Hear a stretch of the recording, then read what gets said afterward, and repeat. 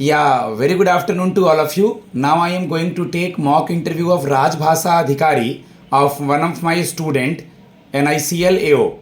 Okay, specialist cadre. And this Rajbhasa post is available under the IBPS also, as well as some of the banks are recruiting under this special recruitment process. So now I am going to conduct one of the mock interview of Rajbhasa Adhikari. You guys will take help from it, and if you are interested for the mock interview of this post for upcoming any interview, my number is 7503235358. Okay, how are you? Good morning, sir. Yeah, very good morning. Start. Thank you, sir. Okay, start from may I come in? May I come in, sir? Yes, please come. Very good morning, sir. Yeah, very good morning. Please have a seat. Thank you so much, sir. Okay, first of all, your data sheet is with me. It is mentioned that you are from Allahabad. जी sir. At which place? Sir, Prayagraj, Katra. Prayagraj. Okay, earlier it is known as? Sorry, sir. Earlier Prayagraj is known as? Sir, Allahabad के नाम से जाना जाता था sir इसे. Okay, राजभाषा अधिकारी के इंटरव्यू को हम आगे प्रोसीड करते हैं. सबसे पहले मुझे बता दीजिए यूपी के गवर्नर और सीएम कौन है? सर, वर्तमान में सर श्री आनंदीबेन पटेल हमारी गवर्नर हैं और श्रीमान योगी आदित्यनाथ जी हमारे मुख्यमंत्री हैं. योगी आदित्यनाथ जी. ठीक है, आपका जो एरिया का पिन कोड आपने लिखा है इस डेटा शीट में, क्या लिखा है? सर 211002. ओके, आपने अपना 12th कंप्लीट कब किया? सर वर्ष 2008 में सर. वर्ष 2008 में. उसके बाद फिर ग्रेजुएशन? सर वर्ष 2015 में सर मैंने ग्रेजुएशन किया है. ओके, उसके बाद 2015 के बाद आपने जो किया हम उस पर आएंगे. पहले आप अपना ब्रीफली इंट्रोडक्शन दीजिए. सर बहुत बहुत आभार सर इस मौके के लिए. सर मेरा नाम अमन जायसवाल है और मैं 30 वर्ष का हूँ. सर मैं मूलतः प्रयागराज उत्तर प्रदेश का निवासी हूँ सर, जिसे पहले इलाहाबाद के नाम से भी जाना जाता था. सर मेरे परिवार में मेरे 3 भाई और एक बहन है. मेरी माता जी सर एक गृहिणी है. मेरे पिताजी का सर निधन सर वर्ष 2004 में ही हो चुका है. वो एक निजी क्षेत्र के लिए काम करते थे. सर मैं अपनी प्रारंभिक शिक्षा की बात करूँ तो सर वो यूपी बोर्ड इलाहाबाद से ही हुई है. सर वर्ष 2015 में मैंने सर अपना स्नातक किया. उसके पश्चात सर मैंने विभिन्न प्रतियोगी परीक्षाओं के लिए तैयारी शुरू की. सर इसी मध्य वर्ष 2016 से वर्ष 2018 तक एक निजी कंप्यूटर शैक्षणिक संस्थान में मैं सर ऑफिस एग्जीक्यूटिव के पद पर कार्यरत रहा. सर इसी बीच सर वर्ष 2018 में मेरा चयन अंतिम रूप से माननीय उच्च न्यायालय इलाहाबाद के अधीनस्थ जनपद न्यायालय कासगंज में. ठीक है, यानी 2015 में आपने ग्रेजुएशन किया, उसके बाद आप जॉब करने लगे. 15 के बाद आपने अपने और भी कोई हायर एजुकेशन वगैरह नहीं लिया? जी नहीं सर, मेरा सर उद्देश्य था एक रोजगार के आगे बढ़ना, इसलिए मैं सर सरकारी प्रतियोगी परीक्षाओं की तैयारी में लगा. आपने ये फॉर्म फिल किया तो आपकी एलिजिबिलिटी क्या थी जिसके अंदर आपने ये राजभाषा अधिकारी का फॉर्म फिल किया NICL AO? Okay sir. Sir राजभाषा अधिकारी के सर जो एसेंशियल क्वालिफिकेशन थी सर उसमें इस बात का वर्णन था कि आपको परास्नातक की जो डिग्री होनी चाहिए हिंदी या अंग्रेजी अथवा अंग्रेजी या हिंदी में हो, लेकिन ग्रेजुएशन में जो आपका मोड ऑफ एग्जामिनेशन हो वो इंग्लिश हो. तो सर मेरा परास्नातक सर हिंदी में है और मेरा जो mode of examination graduation level पे है वो इंग्लिश का था, इसलिए मैंने इस फॉर्म को फिल किया. अभी आप जिस जॉब में हैं यहाँ पे कितने दिनों से हैं? सर मैं मई 2019 से कार्यरत हूँ सर. मैं 2019 से कार्यरत हैं आप? जी सर. तकरीबन 4-5 साल हो गए? जी सर, मुझे अभी लगभग 5.5 साल हुए. ठीक है, तो फिलहाल हम लोग रिसेंट जॉब के बारे ही बात कर लेते हैं. आप जब जॉब ज्वाइन किए थे तो किस पद पर थे और अभी किस पद पर हैं? बिल्कुल आराम से. और आपका कार्य क्या है, पहले क्या था और अब क्या है? सर मेरा सर जो चयन हुआ था वो कनिष्ठ सहायक के तौर पर हुआ था. सर क्योंकि मेरी जो एजुकेशनल बैकग्राउंड है वो विधि क्षेत्र की नहीं है, इसलिए मेरी जो नियुक्ति हुई जनपद न्यायालय कासगंज के प्रशासनिक अनुभाग में हुई है.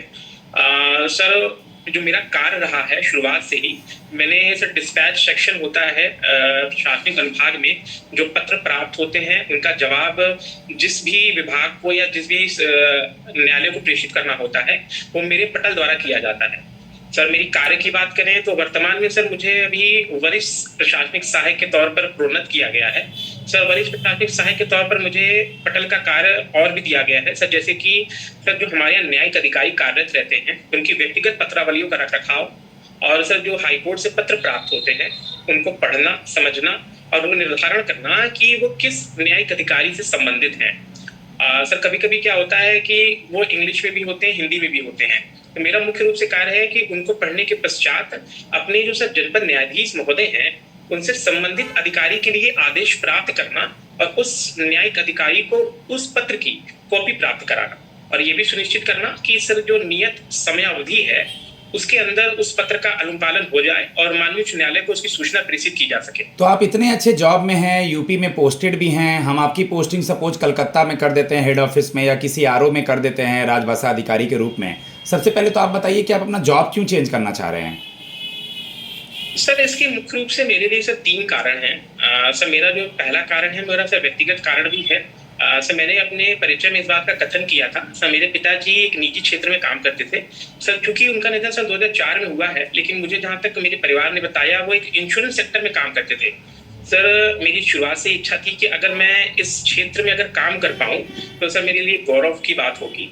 और दूसरा सर NICL सर स्वयं में एक सर केंद्र सरकार का उपक्रम है जहाँ पर प्रशासनिक अधिकारी के तौर पर काम करना सर एक बहुत ही सम्मानजनक बात होगी।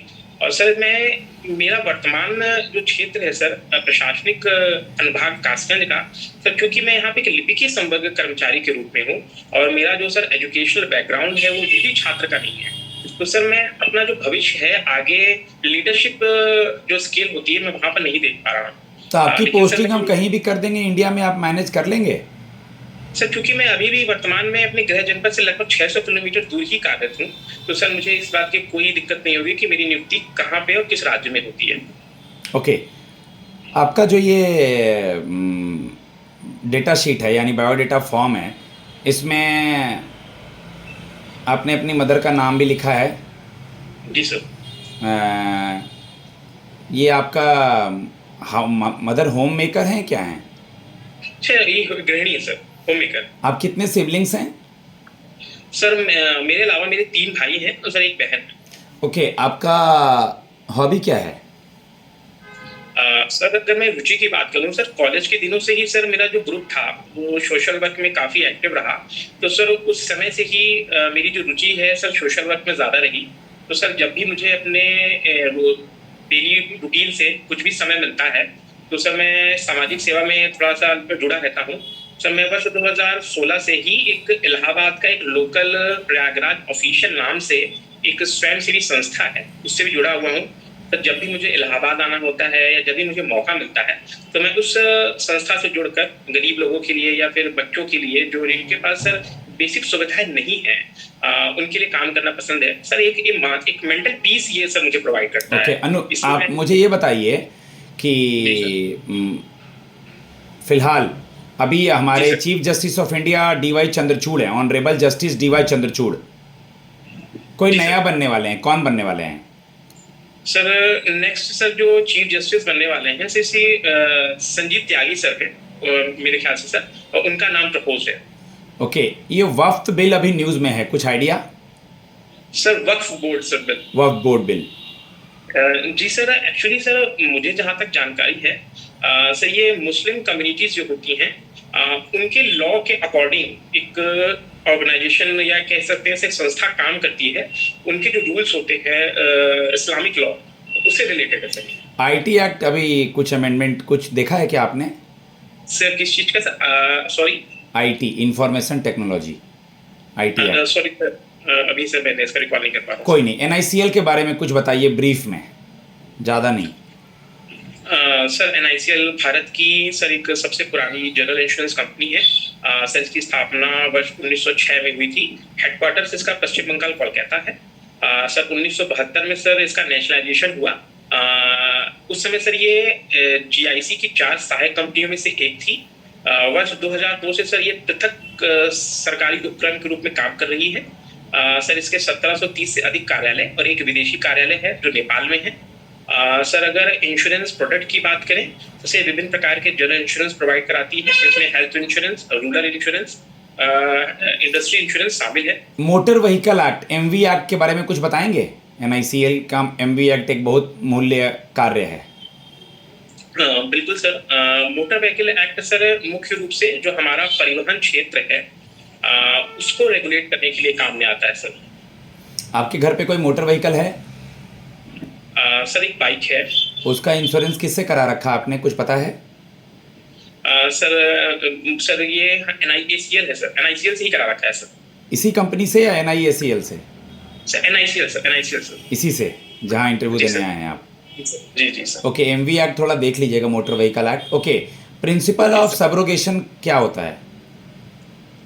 Sir principle of subrogation sir insurance sector में अगर सर एक मोटर व्हीकल में ही ले लिया जाए सर, एग्जांपल के तौर पर अगर हमारा सर कार में या कोई व्हीकल में लॉस होता है और हमारी सर जो इंश्योरेंस कंपनी है हमें उसको कंपनसेट करती है जो लॉस हुआ है।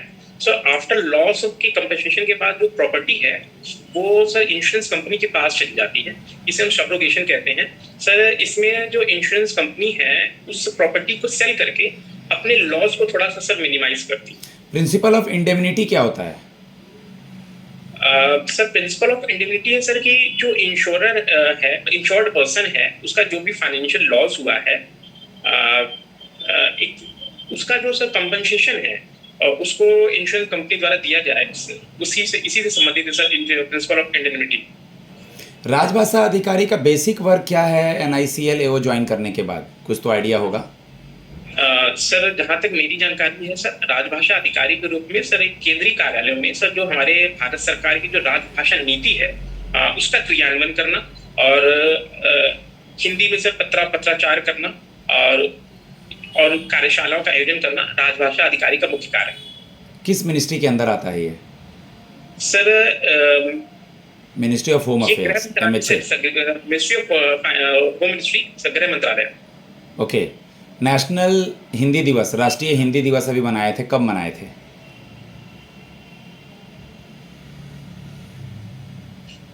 आवाज आ रही है? नेशनल हिंदी दिवस अभी कब मनाया था हाल ही में? सर 14 सितंबर को सर इसका आयोजन किया गया था सर। 14 सितंबर को ही मनाया जाता है नेशनल हिंदी दिवस। जी सर, जी सर। ठीक है, एक हिंदी के कोई फेमस पोएट, एक दो पोएट का नाम बताइए इंडिया में। सर मैं प्रयागराज से हूँ, तो सर प्रयागराज के सर हरिवंश राय बच्चन जी हैं। सर उनकी बहुत ही प्रसिद्ध कविता रचनाएं हैं सर, मधुशाला है, मधुबाला है, मधु कलश है। अमरोहा से भी एक कवि फेमस हुए, अमरोहा से, उनका नाम देख लीजिएगा, यूपी से हैं आप, तो अमरोहा के एक कवि होंगे, और आपका अमरोहा के अलावा यूपी के एक दो और कवि हैं, तो उनके बारे में थोड़ा देख लीजिएगा। जी सर। ठीक है, आप मुझे बता दीजिए IRDA, ईडा के बारे में क्या जानते हैं आप? Sir IRDA sir insurance regulatory development authority of India है। सर इसकी स्थापना सर 1988 में हुई थी सर। सर ये रेगुलेटरी बॉडी है, इंश्योरेंस सेक्टर में हमारी जितनी भी सरकारी उपक्रम या प्राइवेट उपक्रम काम करती हैं और उनको विनियमित करने का कार्य करती है। और सर हमारे जो भी इंश्योरेंस के उपभोक्ता हैं उनके हितों का संरक्षण भी इसका मुख्य कार्य। इसका मुख्यालय सर हैदराबाद में है। इसके चेयरमैन कौन है? श्री देवाशीष पांडा सर जी इनके चेयरमैन है वर्तमान में। का क्षेत्र, ग क्षेत्र, क ख ग क्षेत्र आपने सुना होगा, हिंदी राजभाषा अधिकारी से लिए आप आए हैं, तो इसको थोड़ा सा ब्रीफली बताइए। जी सर। सर भारत राजभाषा नियम 1976 यथा संशोधित 1987 के सर नियम 2 के अंतर्गत सर जो केंद्र सरकार के कार्यालय हैं उन्हें सर 3 क्षेत्रों में बांटा गया है। का वर्ग क्षेत्र, खा वर्ग क्षेत्र, गा वर्ग क्षेत्र। सर का वर्ग क्षेत्र में सर 9 राज्य एवं 2 केंद्र शासित राज्य आते हैं। सर खा वर्ग क्षेत्र में 3 राज्य एवं 1 केंद्र शासित प्रदेश आता है। और सर गा वर्ग क्षेत्र में वो सभी राज्य जो का एवं खा वर्ग में नहीं आते हैं, तो वो गा वर्ग क्षेत्र में आते हैं। अगर इस तरह से मैं एक लाइन में किसी को जनरली समझाऊं, तो जो हिंदी भाषी क्षेत्र हैं वो पहले में आ गए, जहाँ पे हिंदी उनका दूसरा लैंग्वेज है, जैसे पंजाबी के बाद दूसरा लैंग्वेज जो है कुछ स्टेट्स का, वो सेकंड में आ गया, और थर्ड में जहाँ उनका लोकल लैंग्वेज ही चल रहा है और भी वहाँ लैंग्वेजेस हैं बट हिंदी वहाँ मूलतः नहीं बोली जाती है। जी सर। ठीक है जी सर। ओके, आप मुझे बताइए आपका short term goal NICL join करने के बाद आपने क्या सोचा है कि कहाँ तक जाएंगे, और लॉन्ग टर्म गोल क्या है? सर मेरा अगर शॉर्ट टर्म गोल की बात करें तो अभी सर NICL में प्रशासनिक अधिकारी के रूप में चयनित हो रहा मेरा सर शॉर्ट टर्म गोल है। और लॉन्ग टर्म गोल की बात करें सर, मेरी वर्तमान प्रशासनिक कार्यों की अनुभव को उपयोग करते हुए NICL में से एक लीडरशिप स्केल पर मैं अपने आप को देखता हूँ। आपने अब तक जो कार्य किया है उसका इस्तेमाल NICL में कैसे करेंगे? सर चूंकि सर मेरा जो प्रोफाइल है NICL में एक राजभाषा अधिकारी के पद पर है, जिसका मुख्य रूप से कार्य हिंदी में कार्य करना है।